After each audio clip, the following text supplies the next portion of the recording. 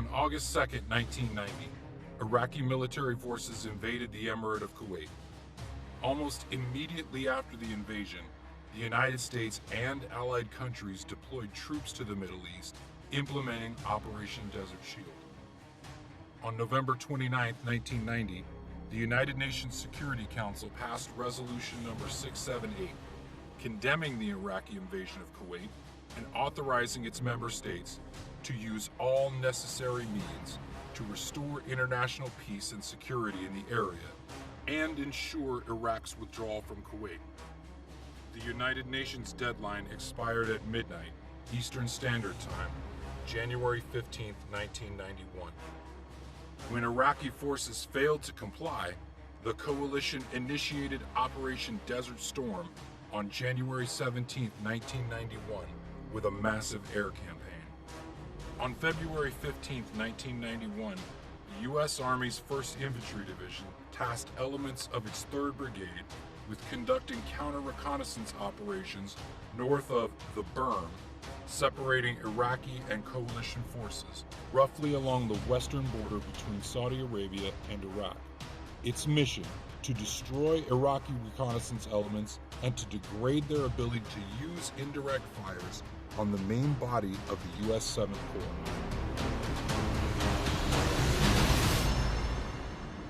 3rd Brigade 1st Infantry Division provided the headquarters for Task Force Iron.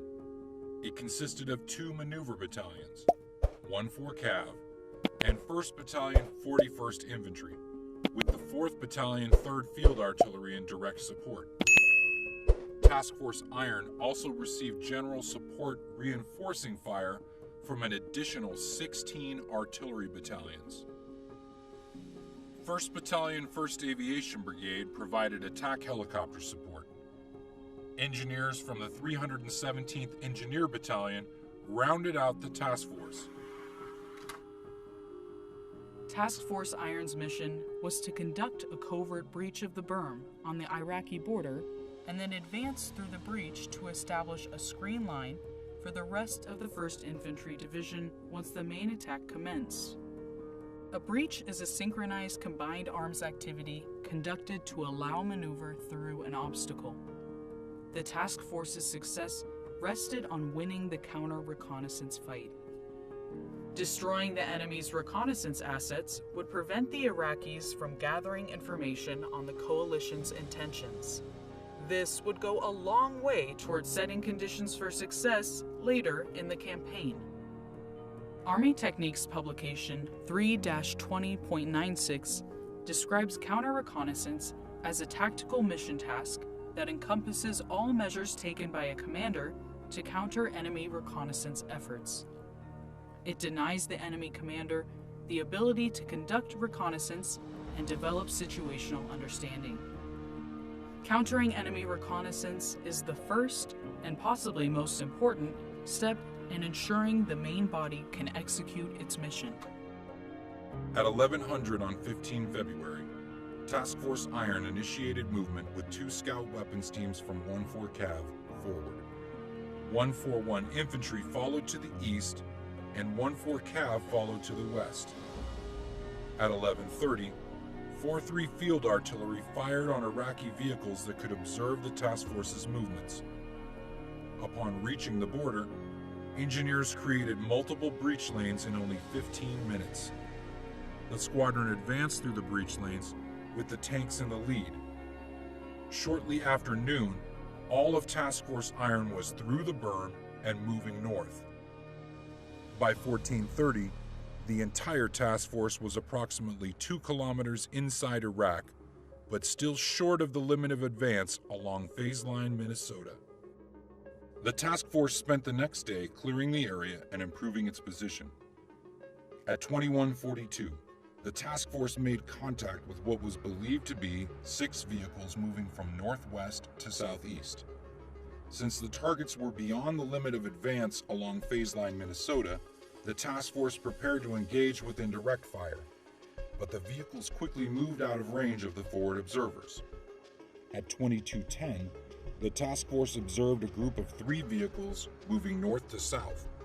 As the tanks attached to 141 Infantry prepared to engage, these targets also moved out of range.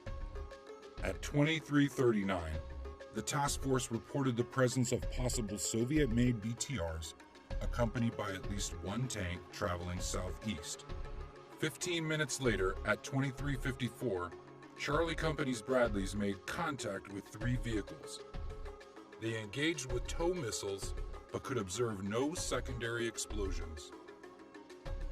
The risk of fratricide is inherent in all combat operations, but this danger is only increased for reconnaissance and security assets operating forward of the main body. On the evening of 16 February into the early morning hours of 17 February, inclement weather, limited visibility, unfamiliarity with the terrain, the presence of enemy forces, and human error would all come together in a tragic outcome. Army Techniques publication 3-20.96 notes that the counter-reconnaissance plan should address how to acquire and defeat enemy reconnaissance elements. The intelligence section provides key input into the planning process. It identifies avenues of approach into the unit sector, what type of enemy reconnaissance elements the unit expects in the sector, and when they are most likely to move into the sector. The Squadron Commander, or S3, uses this information to formulate the counter-reconnaissance plan and to task units to execute it. Lieutenant Colonel Hillman was convinced they had encountered an Iraqi reconnaissance battalion. According to the task force's counter-reconnaissance plan, the Apaches of 1-1 Aviation would investigate and, if necessary, destroy any long-range contacts identified by the observers. At 23:26, the brigade commander ordered the Apache support to launch. A platoon from 1-1 Aviation lifted off shortly after midnight on 17 February, accompanied by the battalion commander, Lieutenant Colonel Ralph Hales. The division tactical command post requested the task force turn off all ground surveillance radar to avoid confusing the Apache's radar sensors. The Apache's new radar warning system had been installed on the aircraft only a few weeks prior to the unit's deployment. This system used a synthetic voice to warn crew members of possible enemy radar and air defense tracking. Only after arriving in country, during training for the upcoming mission, did pilots and commanders learn that the signals emitted by Army ground surveillance radar were identified as enemy air defense tracking systems.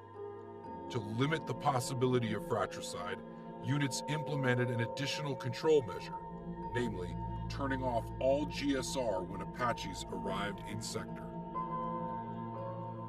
To assist the Apache pilots, the commander of 141 Infantry, Lieutenant Colonel Jim Hillman, coordinated with them to identify the flot. At approximately 40 minutes after midnight, the task force commander, Colonel David Weissman, suspended all indirect fire to clear airspace for the Apaches. And then puts it on showing on the 2-5 grid line.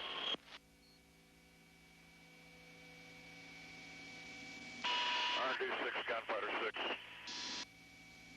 Iron Deuce 6. Roger.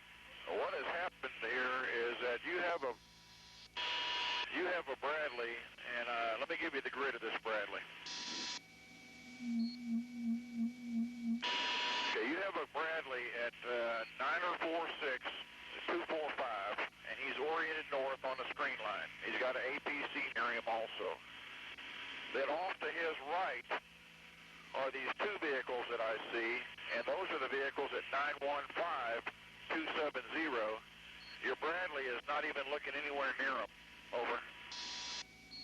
4 kilometers. The box-like vehicles, the box APC type vehicles are consistent with the type that was fired earlier, Blake. I have no forces forward of the 2-5 grid line. Colonel Weissman ordered them to destroy the targets, but the pilots hesitated as they had yet to make a positive identification. Well, I'm going to tell you, it's hard to pull this trigger. Back me up a little bit here. Tell me I'm firing heading 070, 3,800 meters. The high winds and limited visibility combined to misorient his crew. While Hales believed the aircraft was oriented north, the high winds had caused the aircraft to drift so that they were instead pointed northeast. Okay. I'll be firing in about 10 seconds. Roger. Lieutenant Colonel Hales fired 2 Hellfire missiles. I hope it's enemy. That's all right. Just stay on. Here it comes. That's one. I guess you could say that hit it. All right. Now let's take a look at the second one. Seconds later, the GSR vehicle was destroyed as well. The 3 remaining scouts and all 3 GSR crew members were wounded.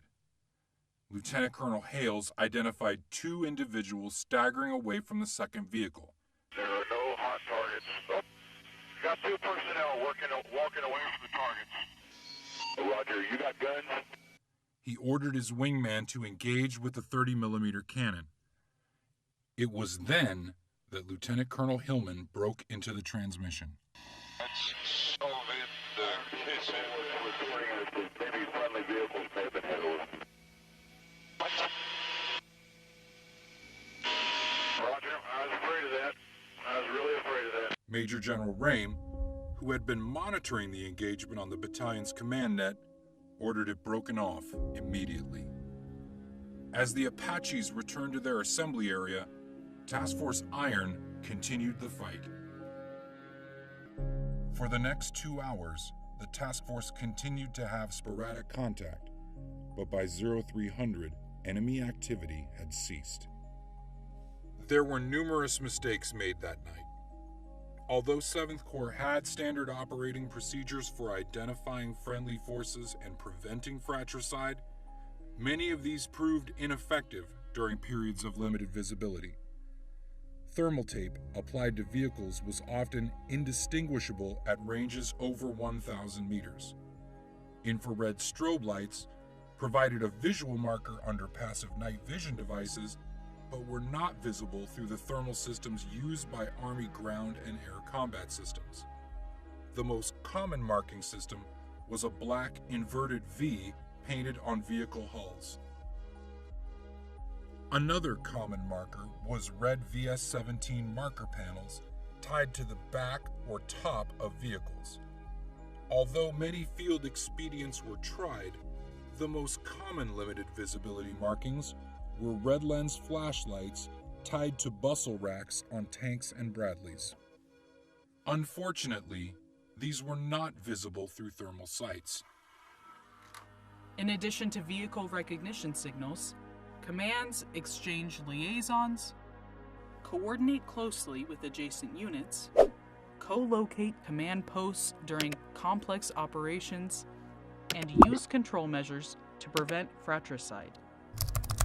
Despite having coordinated with Lieutenant Colonel Hillman to identify the FLOT does not apply to small, long-range reconnaissance assets that may be positioned beyond it. In these circumstances, friendly forces forward of the FLOT may have a restrictive fire support coordination measure, such as a restrictive fire area or a no-fire area placed around them to prevent friendly fire incidents. Commanders also establish a limit of advance, or LOA, to prevent fratricide. The limit of advance is a phase line used to control the forward progress of an attack.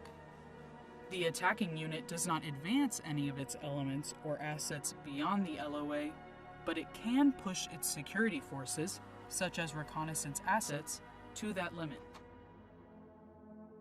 Because the enemy contact was well beyond the FLOT and beyond the range of direct fire weapon systems, Task Force Iron should have continued to observe rather than develop the situation by fire. The movement by Iraqi Reconnaissance Battalion opposite 141 Infantry was a demonstration designed to draw U.S. forces into revealing their locations and disposition. Task Force Iron's counter-reconnaissance operation was complicated by the stresses associated with operating in unfamiliar terrain under limited visibility. The open desert made it difficult for commanders to tie control measures, such as the FLOT and LOA, to easily recognizable terrain features that could be used to control movement and ensure an accurate common operating picture. Although they did not compromise their position or yield ground to the Iraqis, 2 of the scouts lost their lives in the confusion and miscommunication that clouded the battlefield that night. In the aftermath of the conflict, the U.S. Army made numerous changes to prevent future incidents of fratricide. On the morning of 18 February, Task Force Iron was ordered to displace south, back through the berm.